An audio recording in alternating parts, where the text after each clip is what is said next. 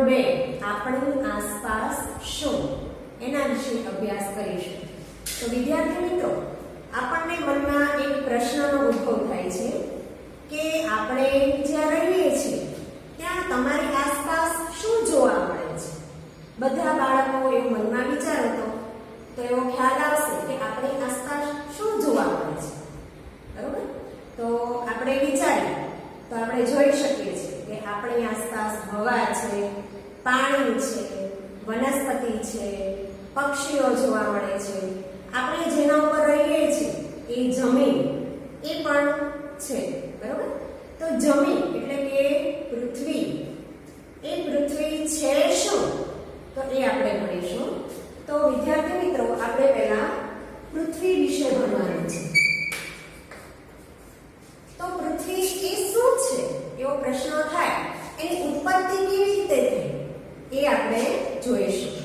તો પૃથ્વી એ સૂર્યમંડળ, આકાશમાં આવેલું આપણું જે સૂર્યમંડળ છે એનો એક સભ્ય છે. તો સૂર્યમંડળનો એક સભ્ય છે પૃથ્વી. આ સૂર્યમંડળ એ શેનું બનેલું છે તો કે ભાઈ સૂર્યમંડળ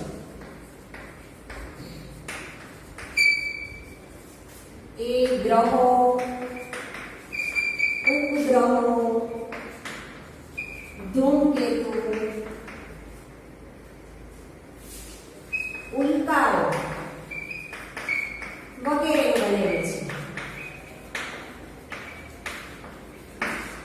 એમાં જે ગ્રહો આવેલા છે, આપણને ખ્યાલ છે કે સૂર્યમંડળના ઘણા બધા ગ્રહો આવેલા છે.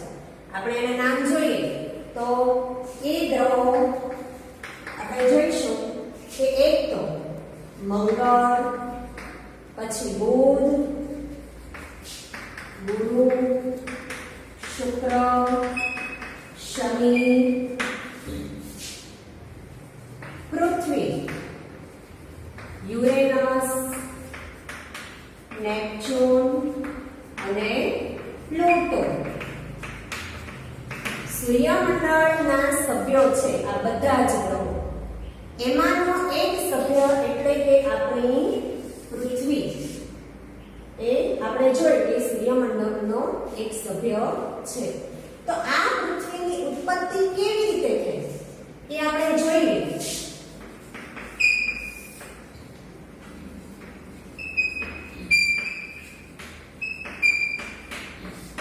આપણે જોયું કે સૂર્યમંડળનો એક ભાગ પૃથ્વી છે. તો પૃથ્વીની ઉત્પત્તિ કેવી રીતે થઈ તો કે ભાઈ જ્યારે આ વિશ્વની શરૂઆત થઈ, આકાશમાં જ્યારે સૂર્યમંડળ રચાયું ત્યારે સૂર્ય કે જે એક ધગધગતો અગ્નિગોળો છે, પ્રકાશ આપતો એ પુંજ છે.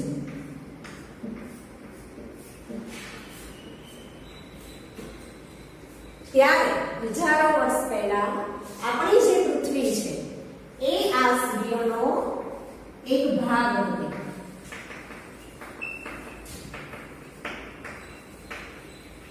પૃથ્વી આ અગ્નિપુંજ જેવા સૂર્યનો એક ભાગ હતી. ધીમે ધીમે ધીમે ક્રમશઃ જેમ સમય જતો ગયો, પૃથ્વી જે સૂર્યની પ્રદક્ષિણા કરે છે એ ફરતા ફરતા જ્યારે સૂર્યમાંથી એ પૃથ્વીનો એક ભાગ, એક ટુકડો સૂર્યમાંથી છૂટો પડ્યો,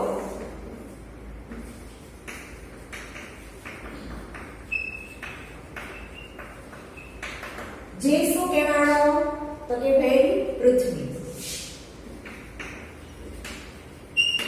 સૂર્ય આપણે જોયું કે એક અગ્નિગોળો છે. પૃથ્વી એનો એક ભાગ એમાંથી છૂટો પડ્યો કે જે પૃથ્વી કહેવાનો.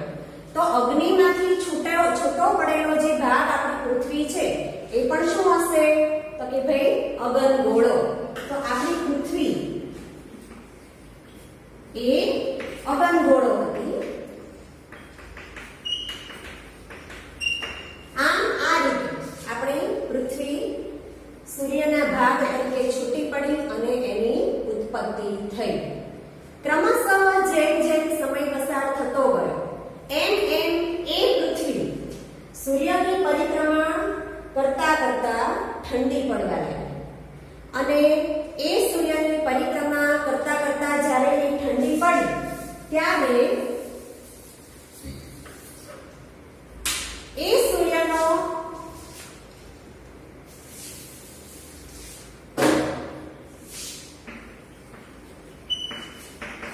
પૃથ્વીનો ભાગ ઠંડો પડતા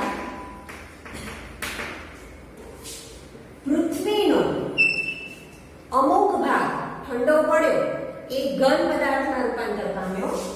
પૃથ્વીનો અમુક ભાગ ઠંડો પડતા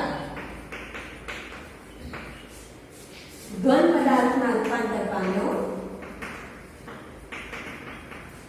જ્યારે અમુક ભાગ જે ઠંડો પડતા પ્રવાહી પદાર્થમાં રૂપાંતર પામ્યો. અમુક ભાગ ઠંડો પડતા પ્રવાહીમાં રૂપાંતર પામ્યો અને અમુક જે પૃથ્વીનો બચેલો ભાગ હતો એ ઠંડો પડતા વાયુ સ્વરૂપમાં રૂપાંતર પામ્યો.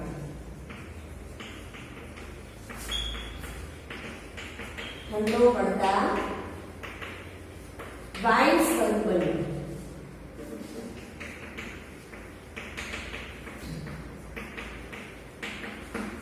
મિત્રો, આપણે જોઈએ છીએ કે પૃથ્વીના આ ત્રણ રૂપાંતરિત ભાગ થયા. જે ભાગ ઘન પદાર્થમાં રૂપાંતર પામ્યો એ મૃદાવરણ તરીકે અસ્તિત્વમાં આવ્યો. જે પદાર્થ પ્રવાહી સ્વરૂપમાં રૂપાંતર પામ્યો એ જલાવરણ તરીકે અસ્તિત્વમાં આવ્યો અને જે પદાર્થ વાયુ સ્વરૂપે રૂપાંતર પામ્યો એ વાતાવરણ તરીકે અસ્તિત્વમાં આવ્યો. આમ પૃથ્વીના ઠંડા પડવાની ક્રિયાથી આ ત્રણેય આવરણો રચાયા અને ચોથું એક આવરણ છે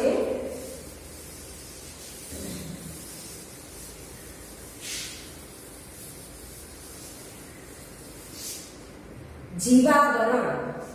તો પૃથ્વી ઉપર મૃદાવરણ શક્ય બન્યું, જલાવરણ શક્ય બન્યું, વાતાવરણ શક્ય બન્યું અને આ ત્રણેય આવરણો દ્વારા જીવાવરણ અસ્તિત્વમાં આવ્યું. તો પૃથ્વી ઉપર ત્રણેય આવરણો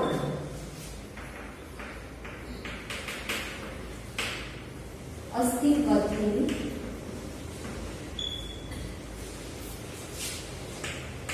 જીવાવરણ અસ્તિત્વમાં આવ્યું. મિત્રો, આપણે જોઈએ છીએ કે કેવી રીતે સૂર્યના એક ભાગ સમાન પૃથ્વીની ઉત્પત્તિ થઈ અને એ પૃથ્વીની ઠંડી પડવાની પ્રક્રિયાથી આ ચારે ચાર આવરણો શક્ય બન્યા. સૂર્યમંડળમાં પૃથ્વી એક જ એવો ગ્રહ છે કે જેની ઉપર વાતાવરણ, વાયુનું આવરણ છે, મૃદાવરણ છે, જલાવરણ છે અને એના થકી માત્ર પૃથ્વી ઉપર જ જીવાવરણ અસ્તિત્વમાં આવ્યું છે. તો વિદ્યાર્થી મિત્રો, આપણે જોયું કે પૃથ્વીની ઉત્પત્તિ કેવી રીતે થઈ. હવે આપણે આગળ આ જે ચારે ચાર આવરણ છે, મૃદાવરણ, જલાવરણ, વાતાવરણ અને જીવાવરણ, ચારે ચાર આવરણો એ આપણને કેવી રીતે ઉપયોગી છે અને માનવ પ્રવૃત્તિઓ દ્વારા એ ચારે ઉપર કેવી અસરો થાય છે એના વિશે જોઈશું.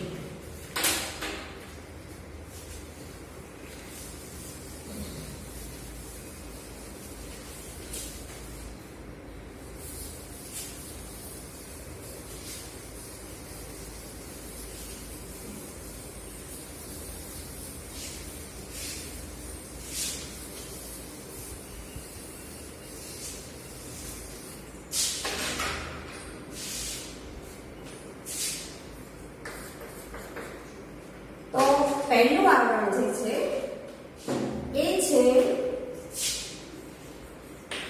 મૃદાવરણ. મૃદાવરણનો જો આપણે અર્થ જોઈએ તો એનો અર્થ એવો થાય છે, સંધિ છૂટી પાડતા એનો અર્થ બને છે મૃદ વત્તા આવરણ.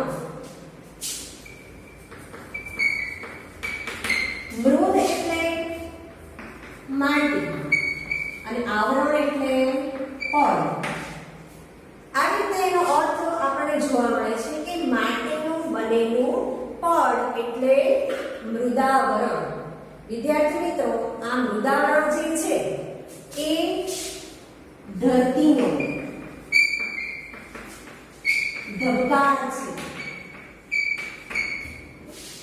સજીવ સૃષ્ટિના ઉત્પત્તિથી એના અંત સુધીનું એ આધાર બિંદુ આપણે કહી શકીએ છીએ. સજીવ સૃષ્ટિની ઉત્પત્તિથી અંત સુધીનું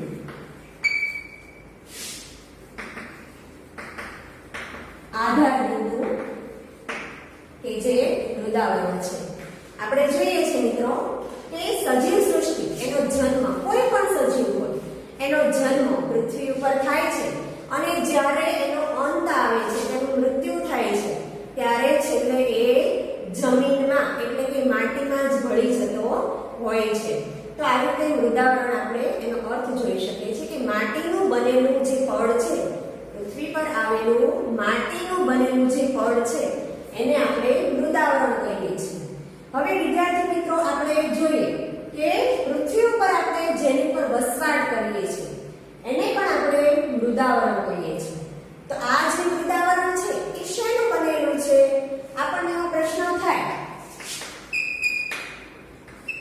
તો મૃદાવરણ છે એ માટીનું બનેલું છે. પછી ઘણા બધા ખનિજો, ઘણા બધા ખડકોનું બનેલું છે, રજકણોનું બનેલું છે. રજકણે બનેલું ઘન સપાટી ધરાવતું એ આવરણ છે. બરોબર? તો આવરણ છે એની સપાટી ઘન હોવાથી, જુદા જુદા ખડકોનું બનેલું એ હોવાથી એનું એક બીજું નામ પણ છે ઘનાવરણ અને બીજું એક નામ છે શિલાવરણ. મૃદાવરણના બીજા આ બે નામ પણ આપણે જોઈ શકીએ છીએ.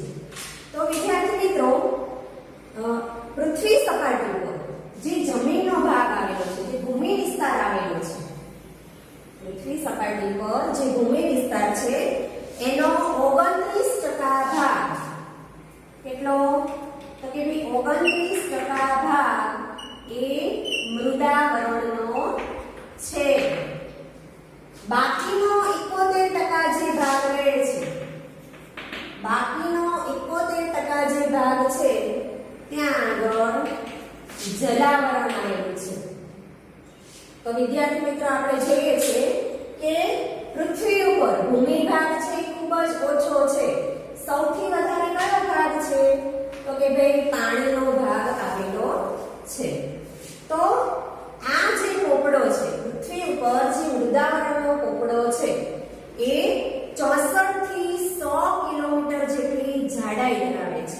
એની પહોળાઈ, પૃથ્વીના પોપડાનો જે પડ હોય એની જાડાઈ, એની પહોળાઈ છે એ 64 થી 100 કિલોમીટર જેટલી છે. અને બધી જગ્યાએ આ પોપડો છે એક સરખો જોવા મળતો નથી. ક્યાંક વધારે એનું પડ જાડું હોય, ક્યાંક પાતળું પડ એનું હોય, અને બધી જગ્યાએ અંદર બાર એક સરખો જોવા નથી મળતો. માટી અને ખડકો જેવા દ્રવ્યોથી એ બનેલો છે. આપણે જોયું કે મૃદાવરણ શેનું બનેલું છે? તો કે ભાઈ માટી, ખનિજો, ખડકો, રજકણોનું બનેલું ઘન સપાટી ધરાવતું એક આવરણ છે. હવે મૃદાવરણ પર કઈ કઈ વસ્તુઓ આવેલી છે? શું તમને જોવા મળે છે? તો કે ભાઈ મૃદાવરણ પર પર્વતો જોવા મળે છે, ઉચ્ચ પ્રદેશો જોવા મળે છે, ઘણા બધા રણ પ્રદેશો આવેલા છે, ઘણા મેદાન પ્રદેશો અહીંયા આવેલા જોવા મળે છે. હવે પૃથ્વીની જે સપાટી છે, હવે એ સપાટીથી જેમ જેમ ઊંડે ઉતરીએ, પૃથ્વીની સપાટીથી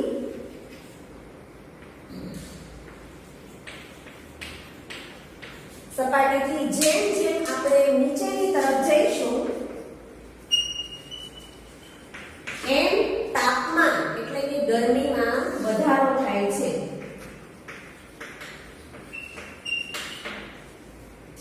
પૃથ્વીના પેટાળમાં જેમ ખોદકામ થતું જાય એમ આપણે પાતાળમાં જતા જઈએ તો એ પાતાળમાં ઊંડે જેમ ઉતરીએ એમ એમાં તાપમાન વધે છે, ગરમી પુષ્કળ વધવા લાગે છે. હવે એ રીતે પૃથ્વીના પેટાળમાં ગરમી તો છે જ, પણ એની સાથે સાથે બીજું એક પ્રવાહી તત્વ પણ આવેલું છે કે જેને મેગ્મા કહે છે.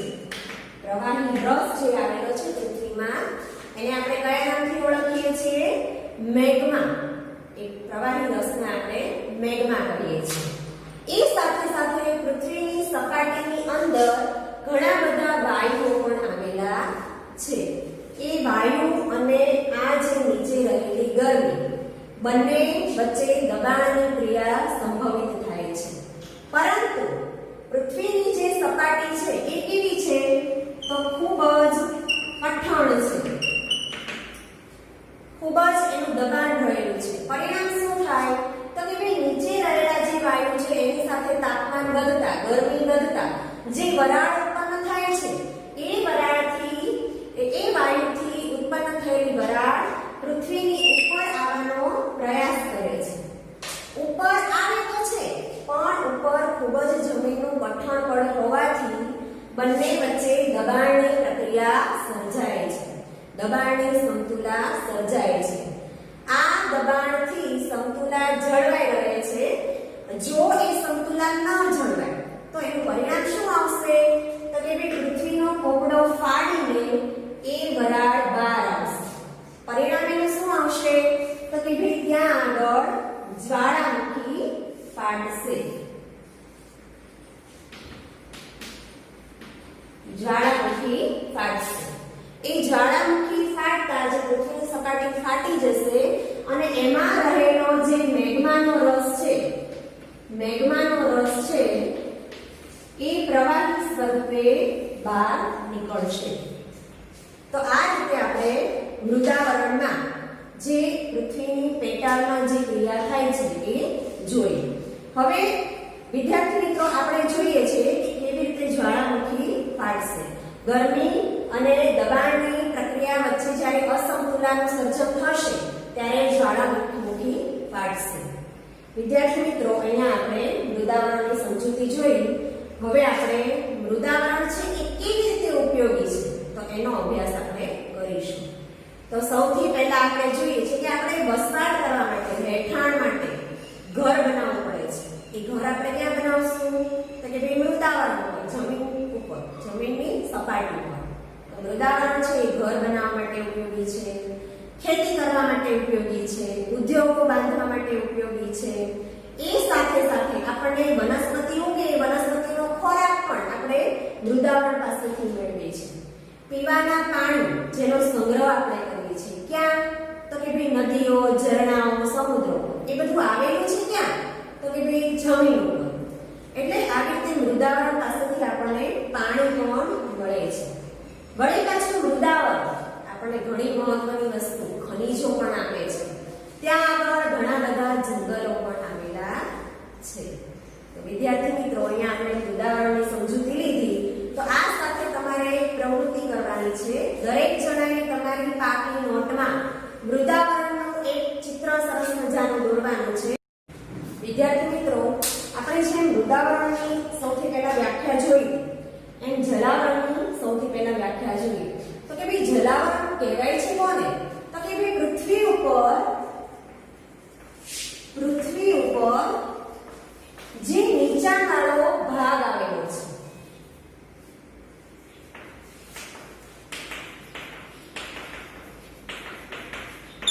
કે જે પાણીથી ભરાયેલો છે, કે જે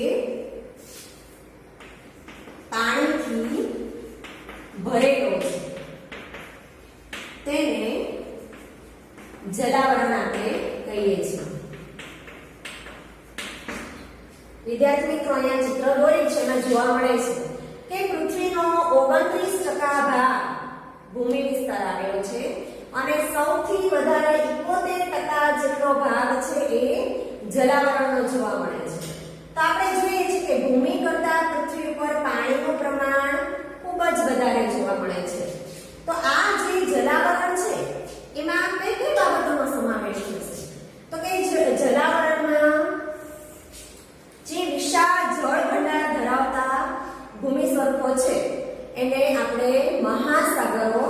કહીએ છીએ. તો વિશાળ જળ ભંડાર ધરાવતા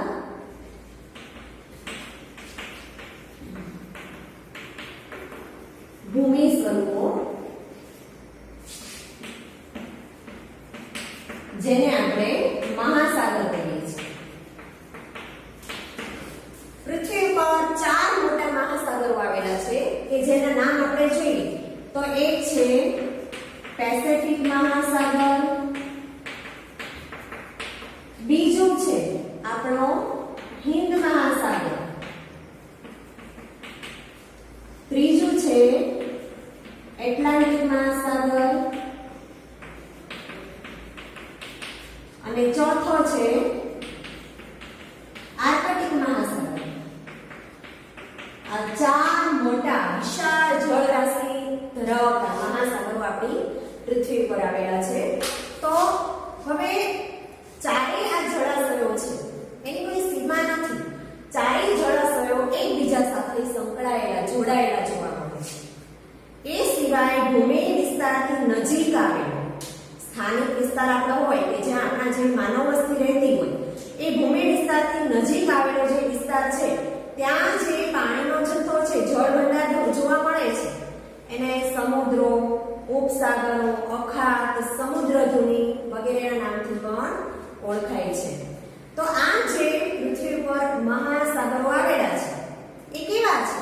એટલે ખૂબ જ વિશાળ અને ખૂબ જ ઊંડાઈ છે.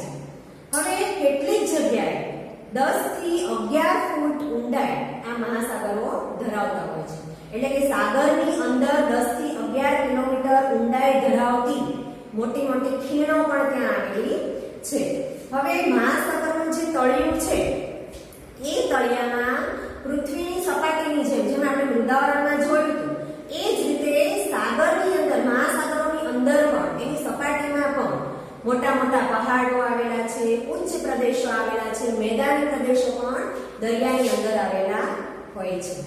હવે જોઈએ તો આપણે પૃથ્વી પરનું 97% ભાગનું પાણી એ ખારું પાણી છે. કેટલું? તો કે 97% ભાગનું પાણી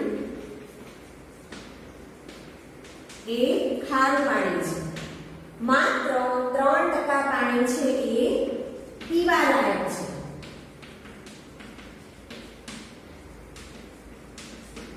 આપણે અહીંયા જોઈએ છે કે પીવાલાયક પાણી છે એ કેવું છે? ખૂબ જ ઓછું છે. સૌથી વધારે ખારું પાણી છે, 97% ભાગ જેવું. એમાં પણ જે 3% પીવાલાયક પાણી છે એનો અમુક ભાગ જે ધ્રુવના, બંને ધ્રુવો આપણા જે છે પૃથ્વી ઉપર આવેલા, એમાં બરફ સ્વરૂપે, હિમાલય ઉપર આવેલા બરફ સ્વરૂપે, અન્ય જે બરફના પહાડો આવે છે એની ઉપર આ પાણી રહેલું છે. અને અમુક જ ઓછા અંશમાં આપણને પીવાલાયક પાણી નદીઓ દ્વારા આપણને મળે છે કે જે નાના નાના સરોવરો અને નદી સ્વરૂપે કે ઝરણા સ્વરૂપે આપણા સુધી પહોંચે છે. તો પીવાલાયક પાણી આપણે અહીંયા જોયું ખૂબ ઓછું મળે છે. વિદ્યાર્થી મિત્રો, હવે આપણે જોઈશું કે જલાવરની શું ઉપયોગિતા છે. તો સૌથી પહેલા આપણે જોઈએ કે પીવાનું પાણી આપે છે, બરોબર? તો મીઠું પાણી, પીવાનું પાણી કેવું હશે? તો કે મીઠું પાણી. એ મીઠું પાણી આપણને જલાવરણ આપે છે. તો એ જલાવરણની એ ભેટ ગણાય છે. સજીવોને જીવવા માટેની જે મીઠા પાણીની જરૂર છે એ વરસાદના સ્ત્રોત રૂપે આપણને મળે છે. વરસાદ રૂપે આપણે પાણી તો મળે છે, પણ પ્રશ્ન એ થાય કે વરસાદ આવે છે ક્યાંથી? તો કે ભાઈ વરસાદ એ સમુદ્રમાંનું જે પાણી છે એના બાષ્પીભવન થવાની જે ક્રિયા હશે એ ક્રિયા દ્વારા ભેજ સ્વરૂપે ઉપર જાય છે અને વરસાદ સ્વરૂપે આપણને પાણી મળે છે. એટલે વરસાદનું પાણી પણ આપણને સમુદ્રના પાણી દ્વારા મળે છે. તો આવા જે સમુદ્રો છે એની પાસેથી આપણને મૂલ્યવાન ખનિજો મળે છે, ખનિજ તેલ મળે છે, મોતી મળે છે, માછલા મળે છે. ઘણી બધી રીતે સાગરો આપણને ઉપયોગી છે. એ સિવાય જે ધરતી ઉપર સજીવ સૃષ્ટિ છે એ જ રીતે દરિયામાં પણ ઘણી બધી જીવ સૃષ્ટિ જોવા મળે છે. વળી પાછું આપણે જોઈએ છે કે જળમાર્ગ છે એ શેની દ્વારા શક્ય છે? તો કે ભાઈ એ બધા આ સમુદ્ર દ્વારા શક્ય છે. જલાવરણ દ્વારા આપણો જળમાર્ગ શક્ય બન્યો છે. અને મહાસાગરો દ્વારા જે મોજા ઉછળે છે એમાંથી પ્રચંડ વિદ્યુત શક્તિ પણ આપણને મળે છે કે એ ભરતી દ્વારા જે મોજા ઉછળે એમાંથી આપણે વિદ્યુત શક્તિ પણ મેળવી શકીએ છીએ. તો વિદ્યાર્થી મિત્રો, અહીંયા આપણે જલાવરણની સમજૂતી અને એની ઉપયોગિતા જોઈ. હવે આપણે ત્રીજું આવરણ છે વાતાવરણ, એનો અભ્યાસ કરીશું. ત્રીજું આવરણ છે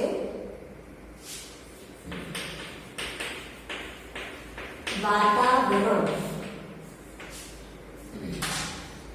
તો વિદ્યાર્થી મિત્રો, આપણે જોઈએ છીએ કે વાતાવરણ ક્યાં છે એ જોઈ નથી શકાતું. ક્યાં આવેલું છે? કે ભાઈ પૃથ્વીની સપાટીની આજુબાજુ આવેલું છે. તો પૃથ્વીની, એનો અર્થ આપણે જોઈએ તો એવો કહી શકીએ કે પૃથ્વીની સપાટીની આજુબાજુ આવેલા હવાના આવરણને શું કહે છે? તો કે ભાઈ વાતાવરણ કહે છે. આ વાતાવરણ છે એ પૃથ્વી સપાટીથી 1600 કિલોમીટરની ઊંચાઈ પર આવેલું છે અને મૃદાવરણની જેમ જ અને જલાવરણની જેમ જ આ વાતાવરણમાં ઘણા બધા તત્વોનો એમાં સમાવેશ થાય છે. કયા તત્વો? તો કે ભાઈ વાયુઓ છે, રજકણો છે, સૂક્ષ્મ જીવો છે, ભેજ છે, ક્ષાર છે વગેરેનો સમાવેશ વાતાવરણમાં થાય છે. તો આ જે વાતાવરણ છે એ આપણે જોઈએ કે નરી આંખે જોઈ શકાતું નથી. મૃદાવરણ અને જલાવરણ એને આપણે જોઈ શકીએ છીએ, પણ વાતાવરણને નરી આંખે જોઈ શકાતું નથી. વાતાવરણ છે એ કેવું છે? તો કે ભાઈ રંગહીન છે, એને રંગ હોતો નથી, સ્વાદ રહિત છે. વાતાવરણને આપણે ચાખી નથી શકતા, એનો સ્વાદ આપણે ચાખી શકતા નથી અને વાસ રહિત છે. કોઈ વસ્તુની સ્મેલ આપણા સુધી પહોંચે છે પણ શેના દ્વારા? વાતાવરણ, હવા દ્વારા. એ હવાની પોતાની કોઈ વાસ હોતી નથી. અને આ રીતે આમ આપણું જે વાતાવરણ છે એ ઘન, પ્રવાહી અને વાયુ સ્વરૂપનું બનેલું છે. વાતાવરણમાં ત્રણેય તત્વો જોવા મળે છે: ઘન, પ્રવાહી અને વાયુ સ્વરૂપ. તો વિદ્યાર્થી મિત્રો, આપણે જોઈએ કે પૃથ્વીની સપાટી ઉપર આવેલું જે વાતાવરણ છે એમાં કયા વાયુ કેટલા પ્રમાણમાં જોવા મળે છે? તો કે ભાઈ આપણે જોઈએ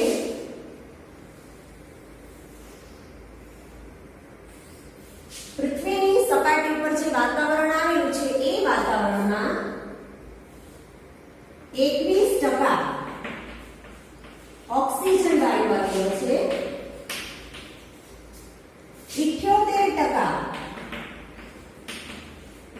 નાઇટ્રોજન વાયુ આવેલો છે અને માત્ર 1% અન્ય વાયુઓ આવેલા હોય છે. આપણે જોઈએ છે કે સૌથી મહત્વનો વાયુ છે ઓક્સિજન. કેટલો જોવા મળે છે? તો કે માત્ર 21%. 78% નો નાઇટ્રોજન વાયુ છે, અન્ય વાયુનું પ્રમાણ 1% જોવા મળે છે. તો પૃથ્વી સપાટીની ઉપર આ જે વાયુનું પ્રમાણ છે એ ઘટતું જાય છે. જે મહત્વના વાયુ છે એનું પ્રમાણ હર હંમેશ ઘટતું જાય છે. જેમ કે આપણે જોઈએ છીએ કે વૃક્ષોના કપાવાથી ઓક્સિજનની માત્રા છે એ ઘટવા લાગી છે. કાર્બન ડાયોક્સાઇડ વાયુ છે એ વાયુ ભારે છે, એટલે પૃથ્વી સપાટીના નીચાણના થર પર એ વધારે જોવા મળે છે. હવે જેમ આપણે પૃથ્વીની સપાટીથી ઉપર જઈએ એમ કાર્બન ડાયોક્સાઇડ વાયુનું પ્રમાણ છે એ વધતું જાય છે. એ જ રીતે જોઈએ તો કે મહત્વનો વાયુ છે ઓઝોન વાયુ.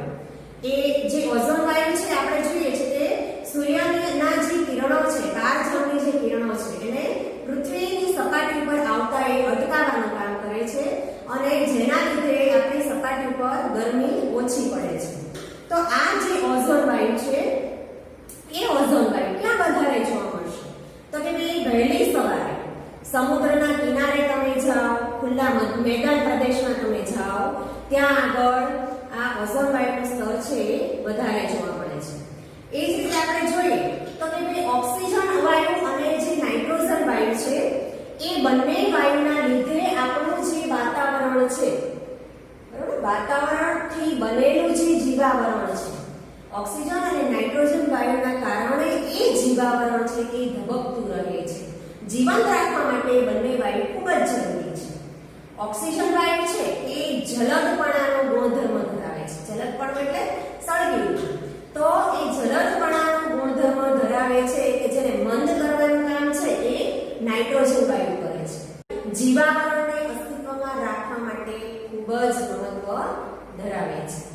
મિત્રો, હવે આપણે જોઈશું કે વાતાવરણ છે એ આપણને કેવી રીતે ઉપયોગી છે. તો વાતાવરણમાં એક મુખ્ય ઘટક છે પાણી. હવે ગરમીથી બચવા માટે, ગરમીથી જે બાષ્પ બને છે અને એ બાષ્પ આકાશમાં જઈને ઉપર જાય છે, એમ એ ભેજ સ્વરૂપે આગળ વધે છે અને ભેજ બને એ ભેજ ઠંડી પડવાની જે ક્રિયા છે એને ઘનીભવન કહે છે.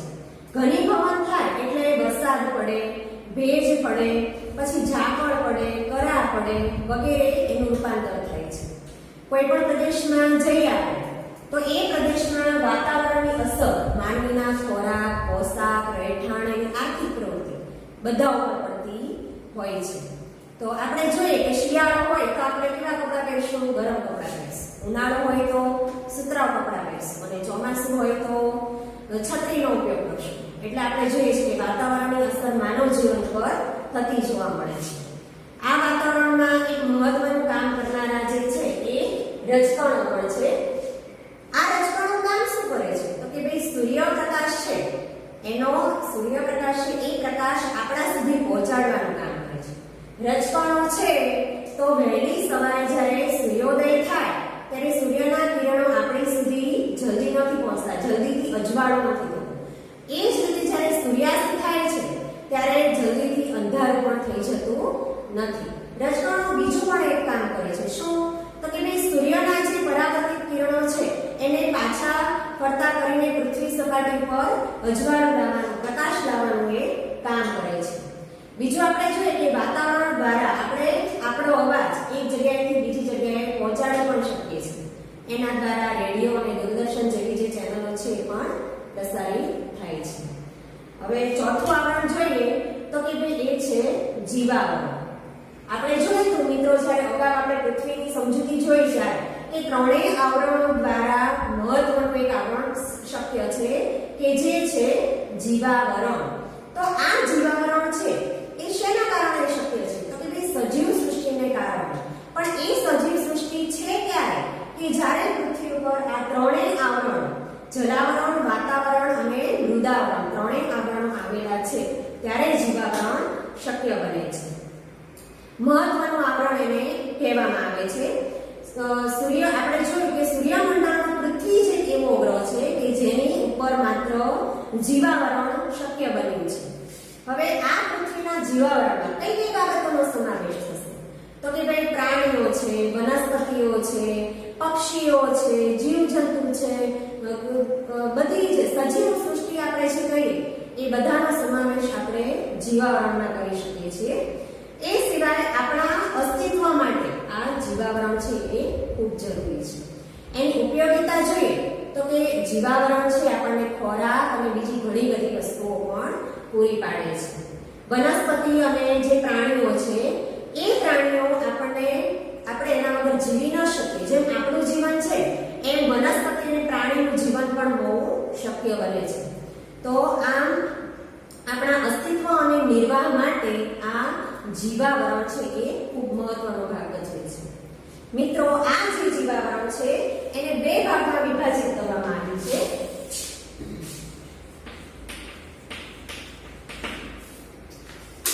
એક આપણે જોઈએ તો જૈવિક જીવાવરણ અને બીજું છે અજૈવિક જીવાવરણ. જૈવિક જીવાવરણમાં શેનો સમાવેશ થશે? તો કે ભાઈ જેનામાં જીવ છે એવી બધી જ વસ્તુઓ. કઈ કઈ? તો કે ભાઈ વનસ્પતિ છે,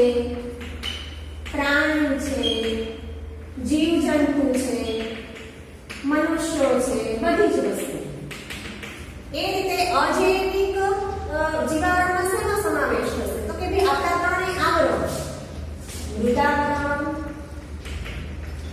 વાતાવરણ અને જલાવરણ કે જેનામાં જીવ નથી એવા અજૈવિક તત્વોનો સમાવેશ અજૈવિક જીવાવરણમાં થશે. તો વિદ્યાર્થી મિત્રો, અહીંયા આપણે ત્રણેય આવરણોની સમજૂતી જોઈ. હવે માનવ જીવન પર એની શું અસર થઈ છે, માનવના કેવા કાર્ય દ્વારા એની પર ખરાબ અસર થઈ છે, એના વિશે આપણે ચર્ચા કરીશું. તો માનવ પ્રવૃત્તિઓની આવરણો પર અસર એ જોઈએ. માણસે ઘણા બધા એવા કાર્યો કર્યા છે, ઘણી બધી એવી પ્રવૃત્તિ કરી છે કે એના કારણે ઘણી બધી આ જે આવરણો છે એની સમતુલા ખોરવાઈ ગઈ છે.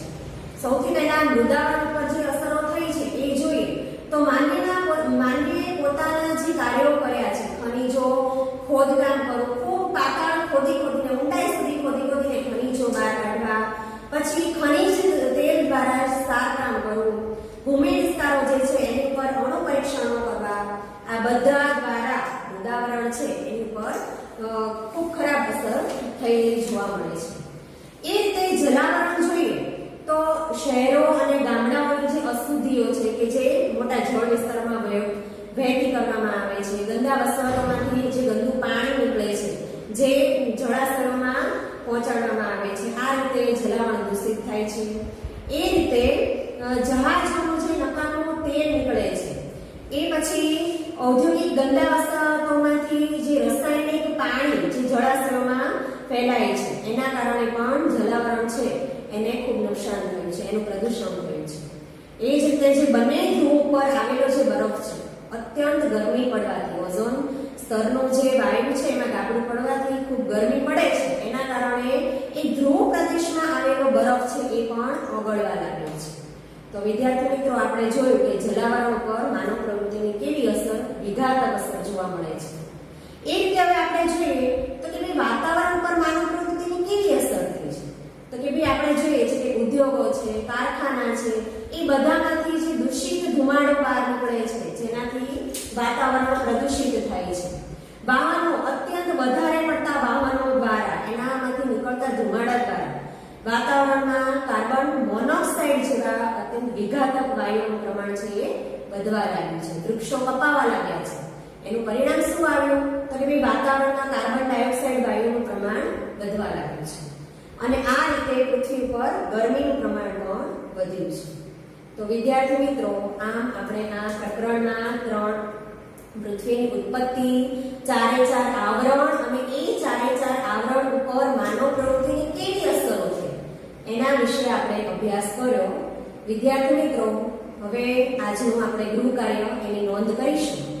તો આપણે એક પ્રવૃત્તિ તો આપી છે, મૃદાવરણનું ચિત્ર દોરવાનું છે. બીજી પ્રવૃત્તિ મારી એ છે કે તમારી આસપાસ જેટલા પ્રદૂષણો થાય છે એની નોંધ કરો, એ પ્રદૂષણ કેમ થાય છે એ પણ લખો અને એ પ્રદૂષણ તમારે દૂર કરવું હોય તો એની માટે તમે શું કરશો.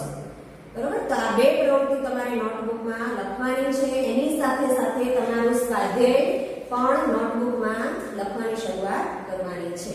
તો વિદ્યાર્થી મિત્રો, આજનો આપણો આ પ્રકરણ પૂરું કરીએ છીએ. અસ્તુ.